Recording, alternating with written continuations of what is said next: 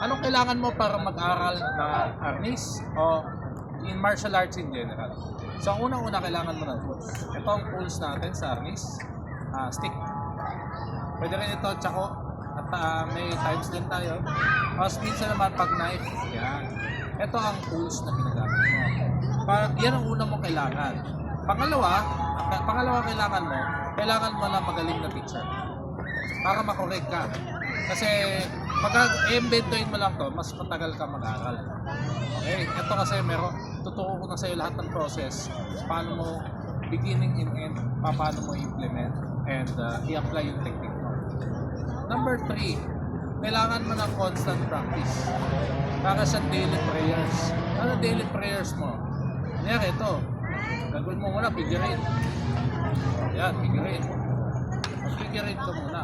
Practice religiously. Okay. Okay. So, pwede rin figure-eight ka din dito. X. Puntos, 3 puntos. So, maraming ways, 3 puntos. Nakikita mo? So, may daily practice ka. Ganun din. X. Figure-eight. So, lahat yan ay daily practice. Each 10,000 hours and beyond. Yan yung mastery naman.